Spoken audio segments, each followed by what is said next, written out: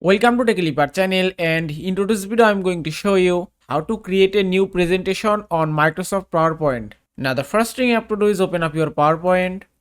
After that click on new option and that's it. Now from here you can create any presentation as you want. At the top you can see a blank presentation. Also if you scroll down and here you can see so many presentation categories. You can see presentations, themes, education, charts, diagrams, business, infographics, and from here you can choose any categories as you want. Suppose if I click on presentations, now from here you can create any presentation template as you like. If you want to create this presentation, just click here and then click on create and that's it. You can see your presentation has been created successfully. You can see there are 9 pages in my presentation and from here you can customize anything as you want. If you want to add title, just put the cursor here and then add any title as you want and that's it. Also from here you can add subtitle and then if you scroll down, from here you can customize any page as you want.